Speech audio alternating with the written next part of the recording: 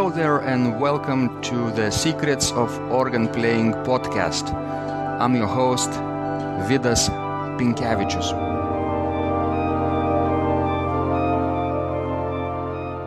Welcome to Secrets of Organ Playing podcast number 130. Today is Sunday, January 21st, 2018, and today's guest is an American organist, Randall Krum. He was born in Albany, New York, and grew up in the nearby village of Ephratah, where he studied piano and organ with local teachers. During high school, he began focused organ studies with area organist Dr. Elmer A. Tidmarsh, a one-time student of Charles-Marie Widor and a long-time friend of Marcel Dupré. Following graduation from high school and in preparation to audition for admission into college organ study, he studied with Willard Irving Nevins at the Guilmant Organ School in New York City. Subsequently, he was accepted at the Peabody Conservatory, Baltimore, where he studied with Professors Clarence Snyder, Rhea and Arthur Howes, completing both the bachelor's degree and master's degree in organ and liturgical music.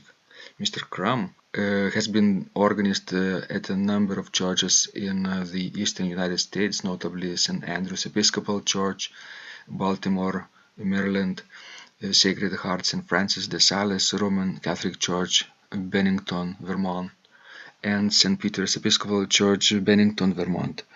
Currently, Mr. Krum is organist choirmaster of St. Peter's Episcopal Church, Lake Mary, Florida. In 1987, Mr. Krum was an American delegate to the International Congress of Organists in Cambridge, England, where he participated in a variety of organ and choral workshops. In summer 1993, he studied in Paris with organist Jacques Tadei and participated in workshops with Henri Hubbard, Philippe Lefebvre, and Marie-Louise Langlais. In summer 2005, he attended the Royal School of Church Music International Summer School at St. John's University, York, England, where he took part in courses and workshops led by John Rutter, John Bell, Alistair Warwick, and other RSCM faculty. Additionally, he participated with all international summer school students in singing daily matins and evensong in New York Minster. Mr. Krum has presented recitals at the Episcopal Cathedral of All Saints, Albany, New York, the Episcopal Cathedral of St. Paul, Burlington, Vermont, and for the centennial celebration of St. Peter's Episcopal Church, Bennington, Vermont in 2007. His organ-related activities include membership in the American Guild of Organists, where he is webmaster for the Central Florida chapter and a member of the executive committee. In this conversation, Randall shares his insights about how to keep alive and interested in music as one ages. Let's go to the show. Thank you so much, Randall, for joining this conversation. I'm so delighted to be able to talk to you today about your lifelong fascination with the organ and how you first started playing it, who introduced to you. Basically, let's start with your story of your childhood. Do you remember who helped you discover the pipe organ? Yes, I do. I remember very clearly. I was active in a small country church as a child, my family's church, and sang in the children's choir and things of that sort. And we had a piano in the church. That was the only musical instrument that was used. And one day I asked the lady who directed the choir, "What is that big box over in the corner?" And she said to me, "Oh, it's an organ, but it hasn't been used for 20 years. It doesn't work anymore." My father heard that response, and he was very interested in anything mechanical, so he rose to the challenge. And he said, "I have a key to the church. We're going to go down this afternoon while the church is still warm from being heated in the morning and see why it doesn't work." Well, he quickly brought a screwdriver and opened up the side panels on the organ and discovered that mice had eaten through the wind reservoir and the bellows. And so he was very resourceful. He brought patching material and patched that. And he said, now, open up the keyboard. There was one keyboard, 56-note tracker instrument, and try playing some sound. And he pumped up the bellows, and the reservoir did rise, which was a good sign. And there was no sound. He said, well, try pulling out some of those knobs, the stops. So I did, and lo and behold, there was the sound. Okay. I studied piano for about 3 years, so I played some of my beginning piano music, and that was the first encounter with the organ. And I was intrigued by the names, by the interesting script of the writing on the stop knobs. The organ was built probably in the 1890s by C.E. Morey of Utica, New York. And then it was originally built for a church in Maine, I found out in research. And then the church in Maine bought a larger organ, and it was sent to this little church in central New York State, where I discovered it. The very next Sunday, the lady who played the piano said, Randy, would you mind playing for the Sunday morning service? You can play one of your piano pieces on the organ. Very soon after that, I was playing the whole service. As a Methodist service, it was fairly simple. We had no choir. And so the hymns, I had 3 hymns, a prelude, and a postlude. And that's when I really started playing the organ pretty much every Sunday. Oh, fantastic, Randall. Such a lovely early experience, right? You it really was 100% positive. You had to swim before you learned to do that, right? You're right. Somebody dropped you in the water and said, swim. Yes, exactly. And then what happened after that, a little Dutch Reformed church next door to the Methodist church discovered that I, in quotes, knew how to play the organ. They had a harmonium, and they had nobody to play the harmonium. And they said, would you come and play the organ for us? And I said, yes, because their service was at 9:30 and the Methodist church was at 11 o'clock. So I played for the Dutch Reformed Church, and then scurried over to the Methodist Church and played the 11 o'clock service there. And both churches paid me. The Methodists, I remember, paid me the glorious sum of $1 per Sunday. Wow. And I had to give 25 cents of that to the boy who pumped the organ for me. He was a school friend of mine. Fantastic. And dollar value of the dollar was not the same as it is today, right? No, exactly. But it was enough to go to the general store to pick up some sweets or something. Uh-huh. Great. So your early experience, of course, paved the way for your later career, right? When did you decide to study organ and to become an organist, basically, for life? Well, I had a piano teacher who had retired from New York City and moved to central New York State in his later years. He had also been an organist in his church in New York City. And I found out that he knew something about the organ, so I asked him if he would show me more. And he took me to another little country church where he was playing in his retirement years, and said, okay, now we have to use our feet and our hands. And he gave me some pointers on how to do it, but that was very limited because the organ was a tiny one with 2 short manuals and only 13 pedals. Well, actually, it was intended to be a home instrument. Uh-huh. And, but I was interested enough that I wanted to go on and study on a larger instrument so I could learn more about a real organ. So I went to a neighboring village where there was a rather good 2-manual organ pipe with actual 32-note pedal board. And the woman who was the organist there took me through things like the Bowman Suite Gothique and the Rheinberger Vision, which may be familiar to you. And so I began to actually develop some real repertoire. She also trained me in the 8 short preludes and fugues of Bach. So I felt that I was beginning to really progress, but then she decided to retire. So I sought out another teacher who was absolutely my inspiration, Dr. Elmer Tidmarsh, who was the organist and choir master at All Saints Cathedral in Albany. And he really set my sights much higher by giving me lessons on a church where he was assisting, and also a chance to play the organ in the cathedral. And from that point on, I decided I was not going to major in anything but music, and that the instrument had to be the organ. So I went on to Peabody Conservatory after graduation from high school. I was accepted there and just had marvelous instructors. And you said earlier that you had various teachers there, right? And Yes. they all had the different pedagogical styles, right? So Absolutely. Yes. Could you tell us a little bit those differences?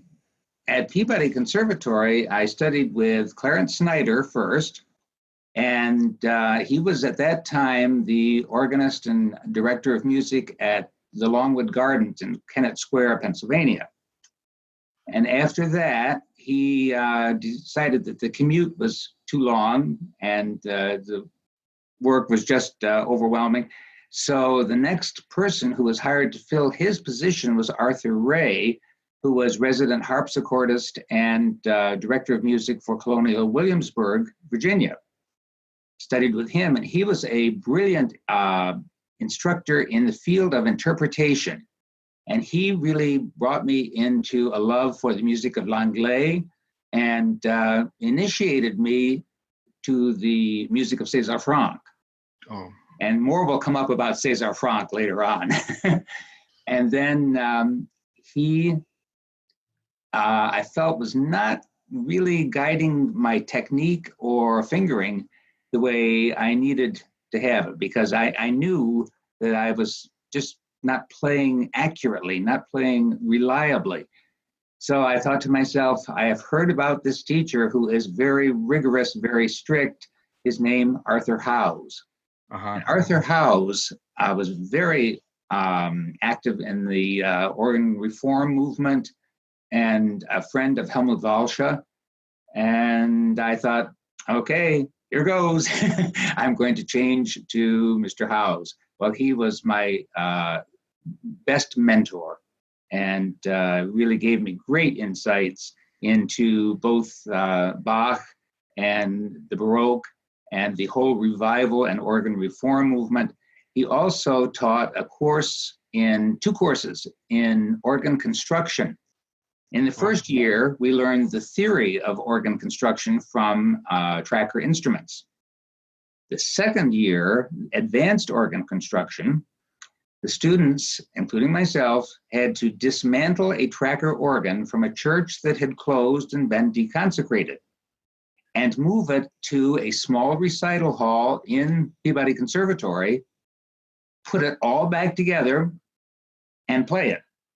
Wow. Once we had done that, we could say that we were going to complete the course satisfactorily. So it was a 2-manual organ. I think it may have been, my memory is a little bit hazy on this, but I think it was a Hook and Hastings. And it had Barker pneumatic action for the bass octave, which was very interesting to me, because I really began to develop some insights about Cavaillé-Coll's system of building with Barker pneumatics. And so that got me into the technical aspect of the organ, but it certainly did not diminish my love of playing. Rather, I think it increased my understanding of how it worked and how I could play. And I do think it's important for a person to understand how the instrument works in order to play it effectively. Absolutely, Randall. Not too many people are interested into mechanics sometimes, right? When they start to play, they are fascinated by the grandeur, by the mystery sometimes of the instrument. But if you have a good expert teacher who can show you around and even give you hands-on experience into assembling and dismantling the organ and putting it back together, it's I think invaluable experience. Yes. My philosophy is that a violinist should be able to replace a string on the instrument. A guitarist certainly is expected to replace a string. So I feel that an organist jolly well should know how to tune a pipe and fix a cipher and do those various basic mechanical things. Yeah, because it's so difficult sometimes to for the organ builder to come right from hundreds of miles away. Yes. And on the call of the organist. Yes, you do need some maintenance, regular maintenance twice a year or so, but every day fixes and adjustments I think needs to be done by the organist. Yes, absolutely. And so I'm sure later, what happened later, Randall? You said you were studying Frank and Bach and fingering, right? And I'm looking forward to know what happened later when you had some part-time organist positions, right? Yes, well, it's the section that I call the juggling years, and balancing the responsibilities of an increasing family, school teaching, because I taught elementary school music, starting with nursery and early childhood all the way through senior high in various assignments. Loved it all. My favorite was middle school, upper elementary, grades 4, 5, and 6 with music, because at that point they were ready for so many different experiences and open-minded. I'm sure even now times have changed, but we're looking back now into the 1970s. And so I did that teaching, and then I also on the side had 40 piano students. And so that certainly kept me busy. Yeah, it's very good word to call it juggling, right? A lot of things on your plate. It really was. And during that time, when I had a spare moment or two, in 1982, I had my first experience in depth with a computer. Computers were in their infancy. And I purchased a Tandy color computer. And there were no programs written for the Tandy color computer. Everything had to be saved to audio cassette. And anytime I wanted to do something at the computer, usually it was musical, I had to put in all of the commands and then run the program. Well, I found out how to produce a single tone. Oh. And after literally an all-nighter, I finally had a C major scale. Oh. And that was a revelation to me. And I went on further and began to develop a chromatic scale, and finally programmed this little Tandy color computer to play the Bach, KPE Bach solfeggio in C minor on its own. Fantastic. The first instance of artificial intelligence in organ. Exactly. I don't know how much intelligence I had, but I sure had fun with the computer. And then our household graduated to an Apple IIe. And again, that had some very basic musical capabilities. But it wasn't until I discovered the miracles of MIDI that I really began to put computer and organ or a keyboard together. And at this point, I don't know if you can see in the background of my picture, there is a 3-manual organ. And this is my home. Yes. And it is a MIDI-capable organ that was built in the mid-1980s. And I have expanded it from 2-manual to 3-manual and have added all of the computer accessories needed to have the sounds from Hereford Cathedral or from Zutphen, Holland, 2 organ sample sets that are absolutely outstanding. And if I want to play romantic music now and practice with beautiful English sounds, there's Hereford Cathedral at my fingertips. And if I want to play early music on various temperament systems, then I have the organ from Zutphen, Holland, along with some others. It's a very fine three-manual organ that was built in 2004, I believe it was 2004, in the style of Cavaillé-Coll. And it's ideal for practicing any of the French Romantic music. So that's these are all things that have kept my interest alive, my enthusiasm alive, and have really kept me motivated in maintaining my musical skills. Fantastic. Your technical knowledge and of course curiosity led you to explore the possibilities early computers could offer, right? Yes, exactly. And you connected that knowledge later on. Wonderful.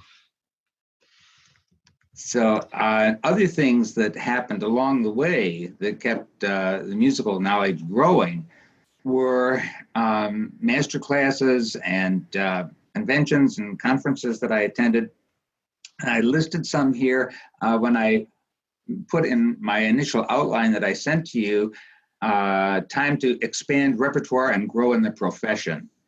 Section there. And so in 1987, I went to the International Congress of Organists in Cambridge, England, which is a marvelous experience, and had a chance to visit Lady Susie Jeans at her home in Dorking, just outside of London, at Cleveland Lodge. Had a wonderful workshop with Walter Holtkamp, and he explained so much about his theory of organ design and really opened my eyes about getting organs out of swell chambers and out of being buried in the back of deep chambers so that the articulation of the pipes could be heard. I learned so much from his talk.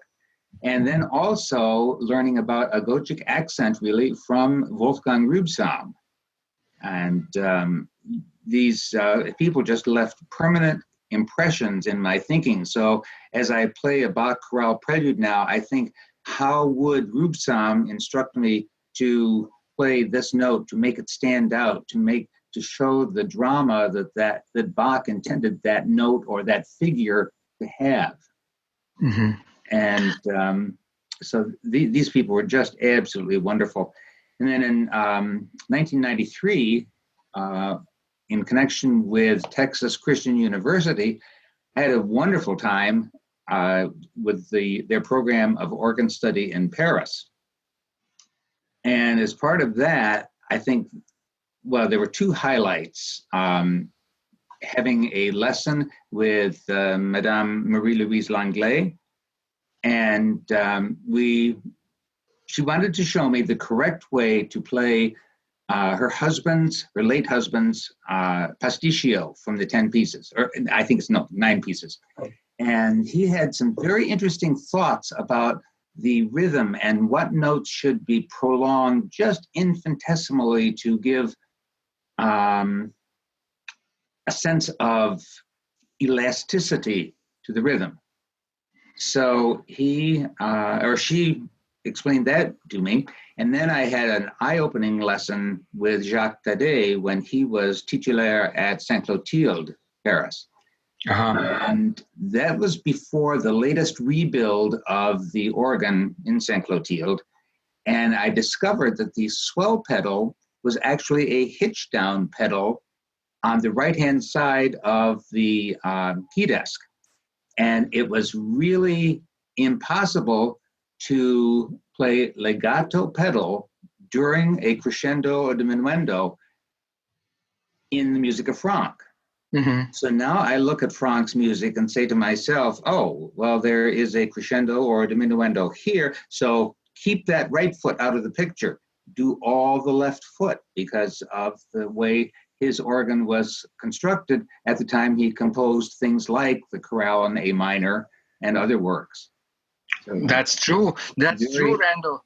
A lot of people don't realize where the swell pedal was placed in Frank's time, right? It was in extreme edge of the pedal board, right? yes, exactly. Right. And it was not a normal swell pedal, but as you say, you lock in certain position. I think Right. position. Mhm. Mhm. Or if there's a continuation in the crescendo or diminuendo, the right foot has to stay there because the pedal was not balanced. Mhm. Mhm. Very, very interesting. So that was quite an eye-opening experience. Wonderful, And then wonderful. the next part that I felt was a real time of growth was an RSCM summer training course that I attended in York, England. Mhm. And we were very much involved with the music for the Mass and for Matins and for Evensong. And that wasn't so much growth in organ, but in the overall understanding of the Anglican liturgy. And working with some very fine directors, they're just marvelous people. So all of this went on. And finally, one big piece that I left out during this later year, I became more and more involved with the computer Mhm. and eventually took college level courses in computer design and construction and programming, and ended up teaching computer in one of the colleges near my home. So that became my full-time position. And I was still organist and choir master in an Episcopal church in town. So again, the juggling continues, but the perspectives broaden. And so after 10 years of teaching computer and Microsoft Office applications, I finally retired. We moved out of the snow of Vermont to Florida. Uh-huh. And after one Sunday of not being on the organ bench, I said to my wife, "This is not right. I can't do this." And immediately sought out a vacancy in an Episcopal church. And the very Uh-huh. next Sunday, I was playing the organ again and have been now in this new church for the past 8 years. I celebrated my 8th Christmas with this congregation, and they're absolutely wonderful people. We went from having a little single manual, or actually just a keyboard, because it was a new church. We now have a 3-manual digital organ, which is wonderful, a wonderful choir of 16 voices, and life goes on. Excellent, Randall. I hope you will be able to continue to serve this congregation for a long time to come. Oh, And so we do really I. appreciate your efforts, of course, and skill, and your talent and passion. It's just a wonderful connection, wonderful association, and the chapter of the American Guild of Organists here in Central Florida is very active. And again, going back to the technology aspect and the computer piece, I'm their webmaster. Uh-huh. Oh, for So AGO, right? yes, Central Florida chapter. right. I do all the web design work, and also taught a seminar on the use of MIDI with organ. Mm. So again, the technology and the music come together. You know, Randall, I first discovered MIDI and organ connection at Eastern Michigan University back in 2001, I think. It was such a miraculous feat for me because my professor, Dr. Pamela Reuter-Finstra, told me to play a piece of music, and she pushed some buttons, right?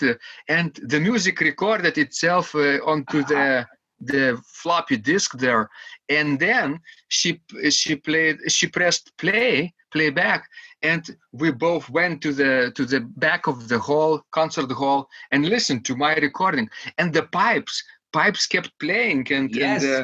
you know, it Isn't that was wonderful? like eye-opening for me, because Yeah. then I thought, wow, the time will come when people will be able to take this recording, insert it into a computer, and then magically the notes will appear into computer. Right. You mentioned Pamela Reuter-Feenstra, and I have her book on and ornamentation in early music.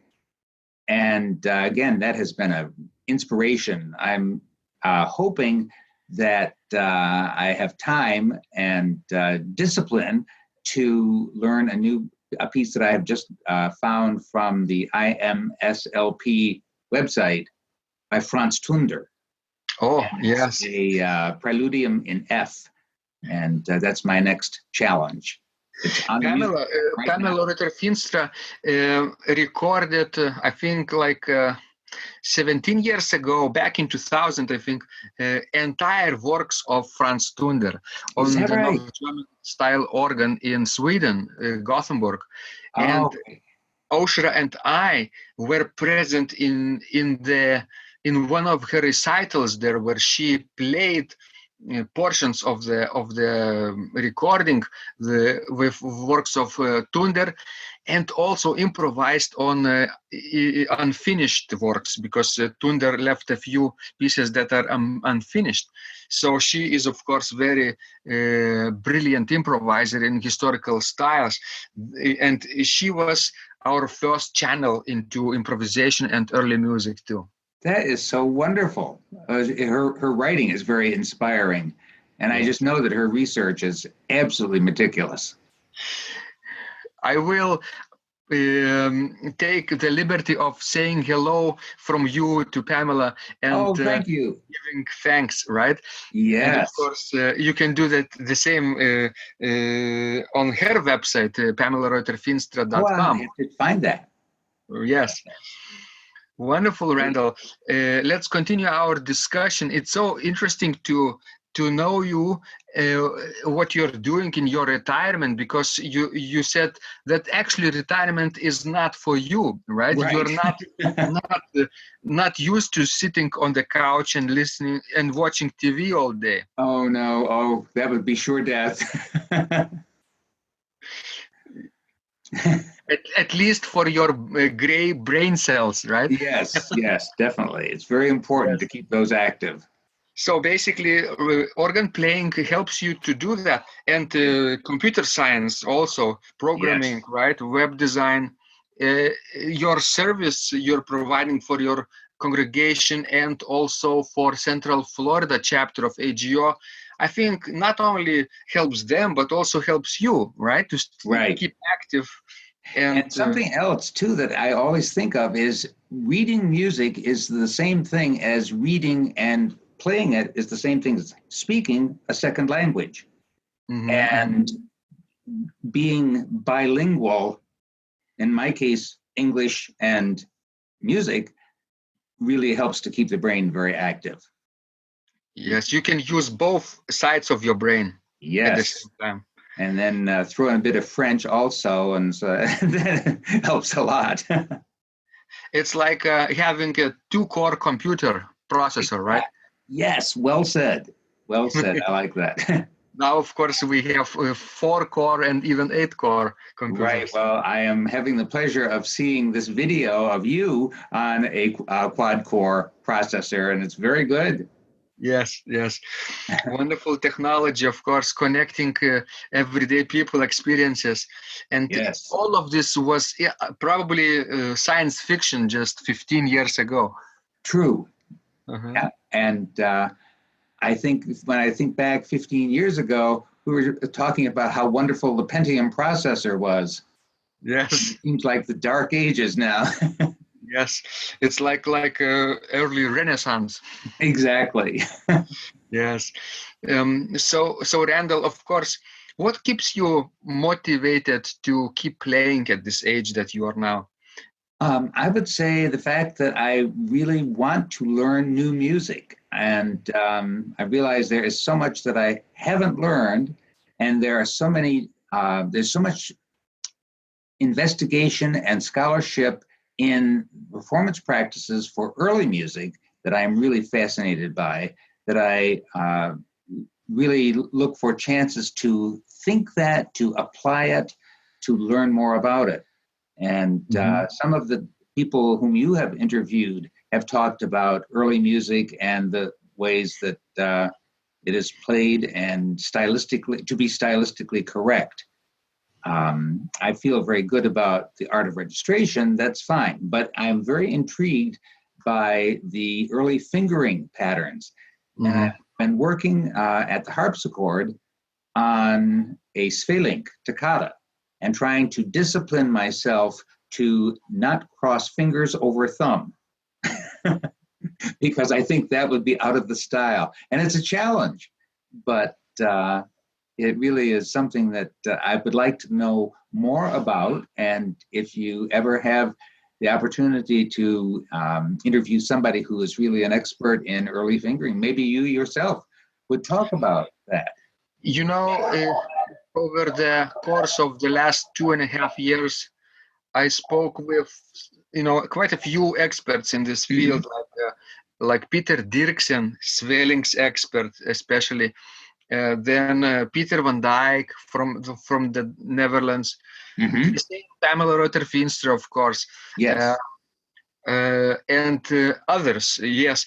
And all of them probably would agree with me now in saying that you have to have historical styled keyboard. If you're practicing with early type of fingering on the AGO type of keyboard, it doesn't make sense. Interesting, because the keys would be shorter and smaller. Exactly, shorter and smaller. And of course, the short octave at the end, where you can actually reach not only octave, but a 10th or even a 12th with your left hand. Yes, interesting. That saves some time, some money for them, because some pipes are missing. Right. Because they I found that doing some practice on the harpsichord has really improved my organ technique also. True. The harpsichord demands such exacting and precise fingering. But I would agree with you in this situation that even if you don't have a historical type of keyboard, you still need to play it, stylistically correctly. And it doesn't make sense for me to learn, let's say, early type of piece like Sveling's toccata or fantasia, two ways: one legato modern way, and another way the right, correct, stylistically appropriate way. It doesn't make sense, right? I could learn two different pieces at the same time, maybe, but not one piece in two versions. I don't need that. So I still use early type of fingering and pedaling on modern organs too. It's not so natural. You have to think about it, but it pays off later when you travel and meet older instruments, right? And have the opportunity to try them out. And we have more and more tracker instruments being built in Central Florida, which really makes it very worthwhile to learn the sort of non-legato technique. And especially if the space in which the organ is placed is somewhat live and reverberant. Very important, I think. Absolutely. Today is I think, a revival of early type of instrument building techniques, and a lot of organ builders rediscover old pipe making techniques and methods, and they try to recreate old specifications in order for their organs to have a certain style. Not everyone, of course, is interested into replicating a certain instrument, like copying, but more or less a style imitation is, of course, very popular these days. And also, I think it's wonderful to be able to experience early tuning methods, because it opens up whole new dimensions in the sound of early music. And I have become especially enamored of the Kernberger 3, which is what I use for the harpsichord in my home. At home, we have this little practice organ with two flutes on it. We tune it on Kernberger 3. And this is because in the church, Vilnius University St. John's Church, we also have Kernberger 3 temperament. Is that right? Manuals. Great. Now, also, I wanted to ask you, what temperament or what standard do you use for concert pitch? Depending on the temperature. If it's like in your Fahrenheit scale, it's like 71, 70, is right? Then it's a 440. Oh, right? okay. But if it's midsummer, very hot, it goes to A equals 444 sometimes. Is that right? Oh, so a the little bit pipes, higher. I would think it would be just the opposite. I pictured the pipes shrinking and the pitch rising, maybe. Well, no, I see what, and the pitch, no, what do I want to say here? I was picturing the pipes expanding with the heat and therefore producing a lower pitch. I see what you mean. I see. But it's actually the opposite. In the winter, when it's colder, the pitch gets lower. Interesting. Now, I keep my harpsichord at A415. Uh-huh. And it was designed to be tuned at that. And the only people who don't like it is recorder players. That's why they have several recorders on their collection. That's right. Gamba players don't mind. No, and vocalists, singers also don't even notice the difference. That's true. That's only the organists have to sometimes transpose up and down half a step. Yes. So that skill, of course, of transposition is very handy sometimes when you encounter different type of instruments and you want to play together with an ensemble instruments, right? Yes. Hadn't quite thought of it that way because I always have mainly worked with instruments that can be retuned to match the keyboard. But yes, I can see how transposition might make for better feeling. Sometimes, Randall, the organ builders even built instruments with different temperaments installed in them. For example, in Silesia, the current day territory of Poland and a little bit of Germany, eastern part of Germany, Silesia, I think they had an organ builder called Adam Orazio Gasparini. Oh, yes. Gasparini. Yes. And he built at least one organ with one manual tuned a little bit higher and a second manual tuned a little bit lower, or vice versa. It was called chord-tone and kammer-tone. Yes. Right? Kammer-tone was lower and chord-tone was higher. To play vocal music was needed a higher pitch, and to play chamber music you needed kammer-tone, half step lower, 415. So interesting. And that's something, another justification for having multiple manuals. Yes, and then of course, I'm not entirely correct in saying that because there are, I think, 2, 3, or 4 stops tuned into different pitch level on each manual, because right hand can jump from manual to manual, right? And it has to match. Yes, because you don't want to be able to play right hand in C major and left hand in D major. That would be a challenge. Yes. Speaking of transposition, that's another skill that I try to practice regularly just to keep the brain active. And and also I've become much more adventurous in the area of improvisation. That's something I was never taught formally. But doing simple things like a trio or a canon, a 2-part canon at the octave, canon at the 5th or 12th, it really is just good mental discipline. And sometimes I find it useful in church. Do you do, Randall, canon at the 7th? No, I've never tried that. It's very difficult. I'm sure, yes. But you can be very creative, because what you need to limit yourself is rhythms. Rhythms should match, of course. If you're Yes. following a certain rhythmical pattern, they should match. But the intervals could be quite flexible, and then you would be playing not the strict form of canon, but imitation. Yeah, I like that. Mm-hmm. That will give me a new dimension to work on.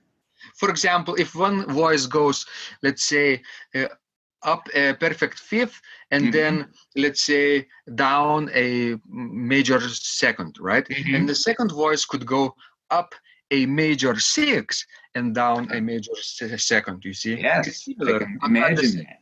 Mm-hmm. That would ease the sound of canon at the seventh, also. Yes. Yes. Yes. Very interesting.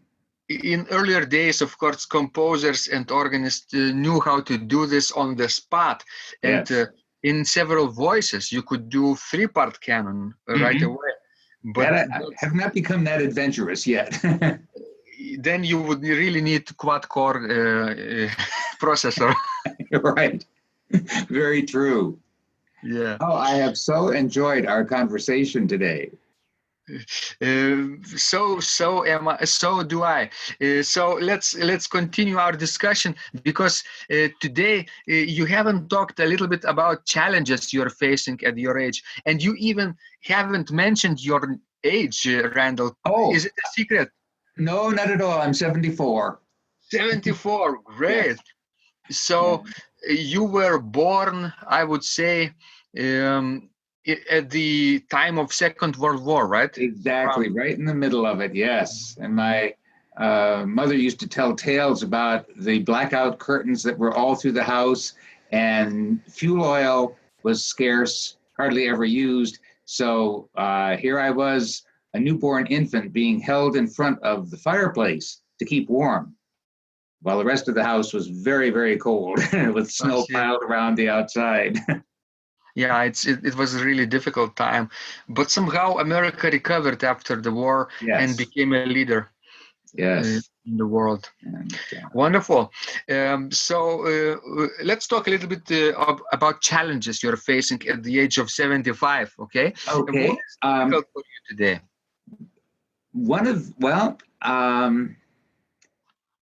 I think one of the challenges that I face is the need to do all of the cooking and maintain as best I can the house and the lawn and all. My wife has a disability, and so all of those, and then trying to find time to practice and trying to find time even to delve into more composition, because right now I write all the psalm settings for the church Sunday by Sunday, and I would like to branch out and make those more interesting, but it's really just a matter of finding the time.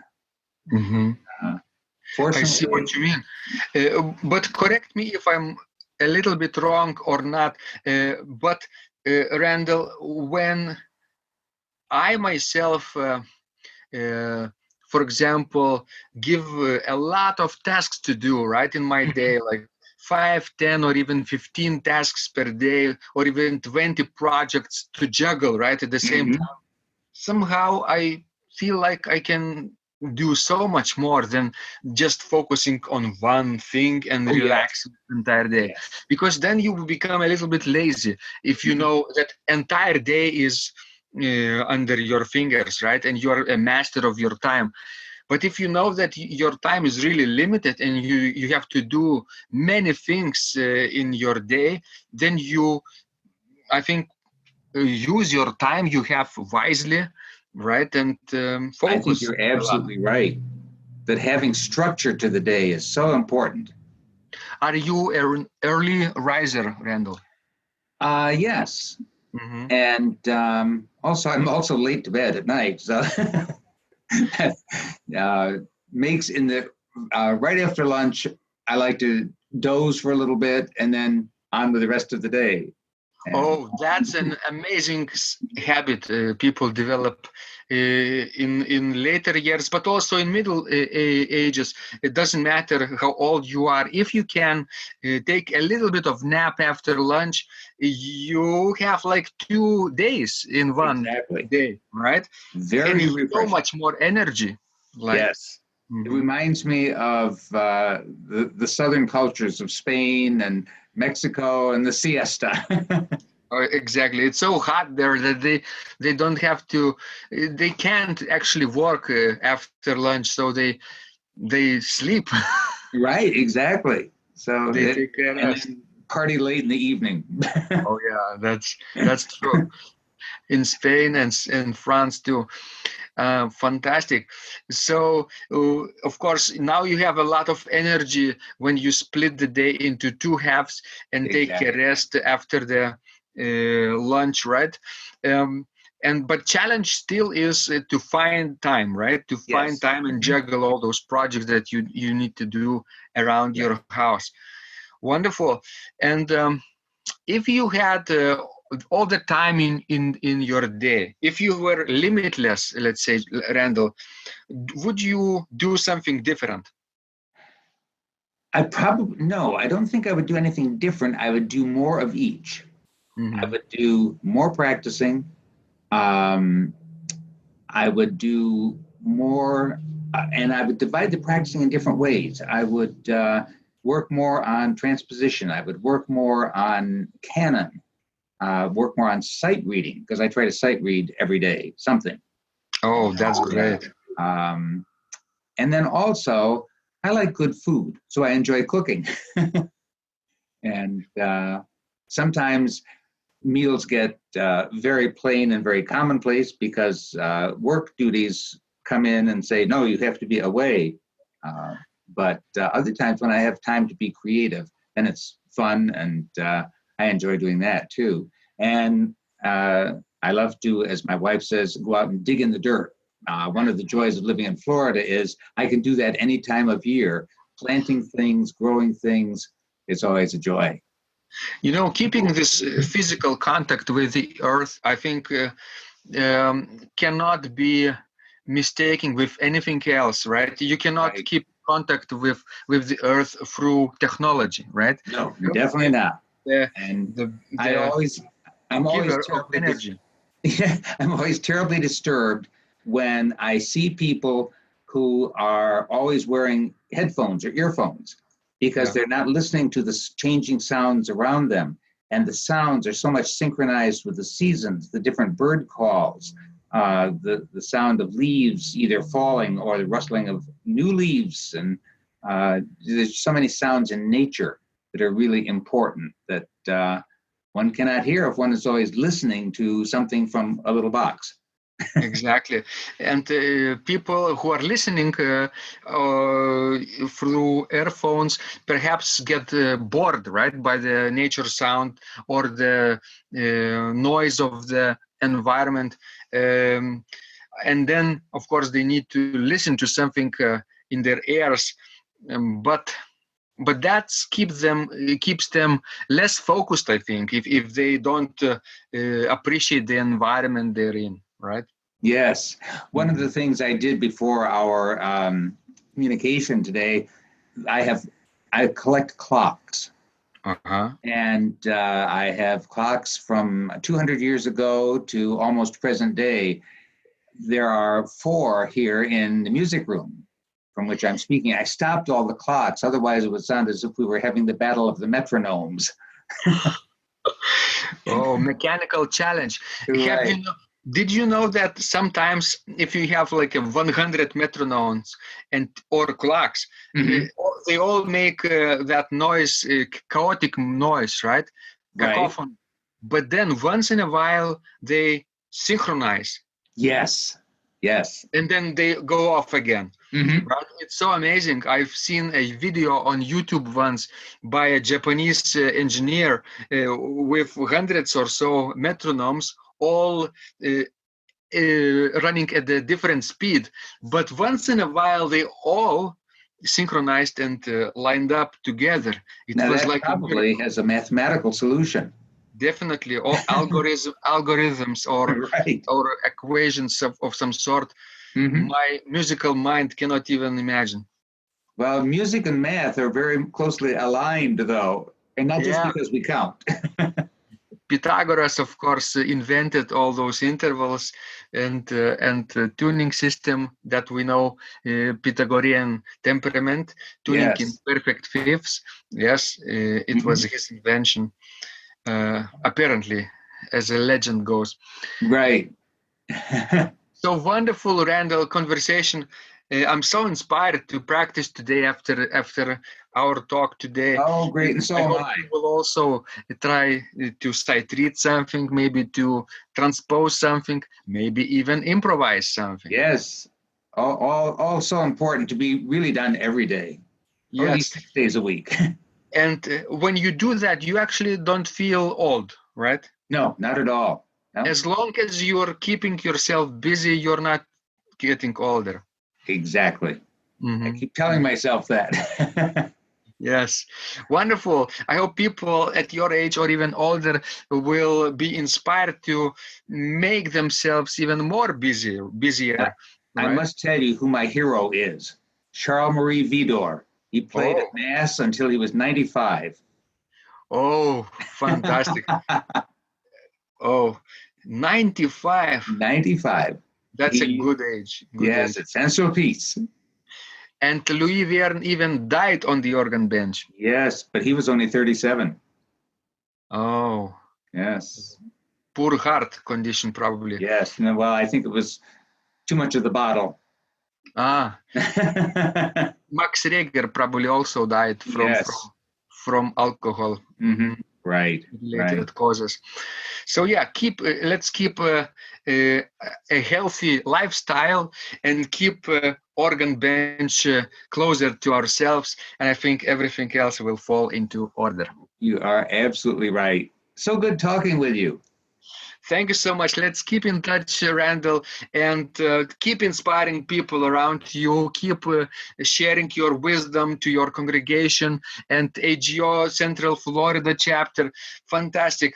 Before we end, I almost forgot, of course, because it's so immersive, our conversation. Mhm. How can our listeners connect with you? Could you Oh, tell a probably way? through my Why? Facebook page. Okay. Just search for Randall Krum. That's Randallkrum.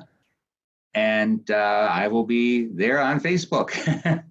Fantastic. I'll put the link to your Facebook profile on the description of the conversation, and people could literally click and visit you and say hello. And people from all the continents, from 89 countries, and people who are younger than you and older than you too. True. Fantastic.